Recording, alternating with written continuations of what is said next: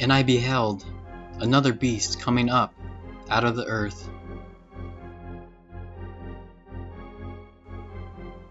and he had 2 horns like a lamb,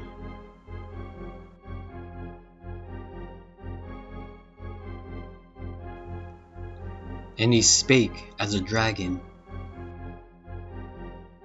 It won't take long. It's not going to take long to see what's going on. It's coming back. It's coming back strong. It'll be greater than ever before. Good morning, everyone. I'm Alex Witt here in New York, and we're coming on the air at this early hour here on the East Coast and just past 8 o'clock Wednesday morning at the Vatican, where President Trump is just arriving for an historic meeting with Pope Francis. Thank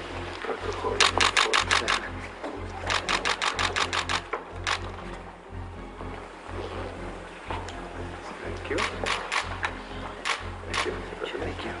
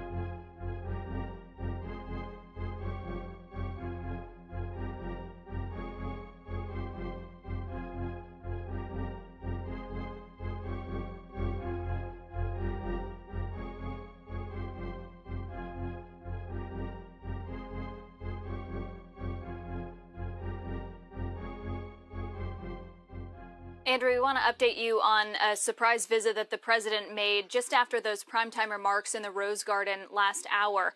Following his comment that he would be visiting a sacred place, he left the White House and walked with his attorney general, his chief of staff, the secretary of defense, his press team, his daughter, and his son-in-law across Lafayette Park, the area of the nation's capital that had just moments before that been cleared with tear gas and rubber pellets where peaceful protesters had been.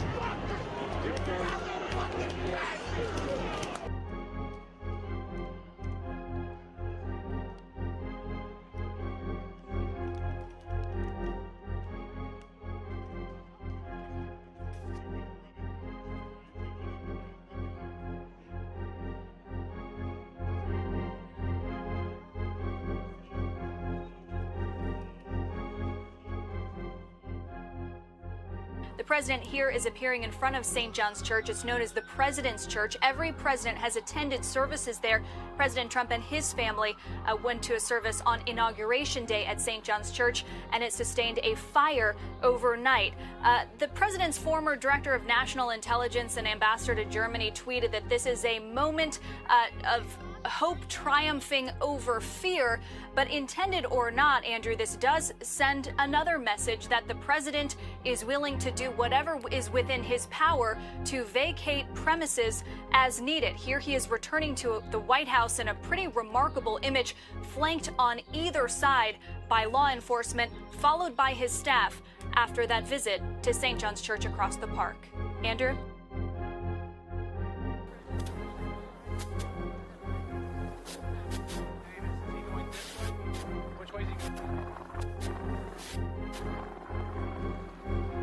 Mr. President, are you prepared to use the military against U.S. citizens?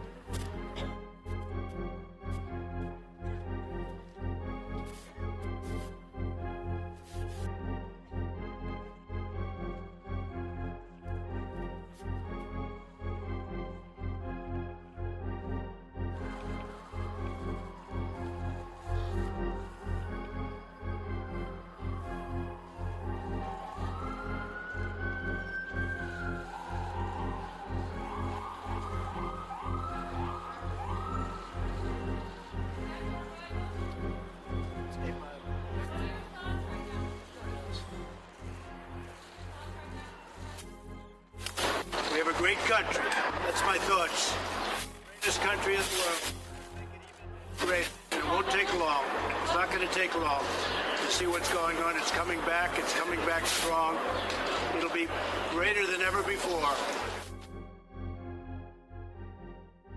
Donald Trump signs an executive order to promote international religious freedom. It comes just after he visited the St. John Paul II National Shrine in Washington, D.C. White House correspondent Owen Jensen, brings us the background on both. Owen? Tracy, the president is bringing faith to the forefront. That executive order he signed at the White House is aimed at helping advance religious freedom across the globe. Mr. Speaker, the Pope of the Holy See. Words never before uttered in history to introduce a figure who came to prod this partisan institution to work together for a better future. Francis, a student of politics, had the usually unruly chamber hooked from the start with this. In the land of the free, at the home of the brave. That even brought 4 Supreme Court justices, who almost never clap during political addresses, to their feet. In fact, even Catholics, like Senator Mike Rounds, who pressed colleagues to treat the speech like a sermon, no clapping, couldn't help themselves. We found ourselves saying, look, we're agreeing with what the pontiff is saying. And so we found ourselves standing up and sitting down more than what we had anticipated. Your Holiness, welcome. The Pope was invited by House Speaker John Boehner, a Catholic who's been trying to get a pope to speak to Congress for 20 years. The man, known for being emotional, couldn't hold back his tears. God bless America. Especially on his own Capitol balcony, with the Pope looking down at thousands below. It won't take long. It's not going to take long to see what's going on. It's coming back. It's coming back strong. It'll be greater than ever before.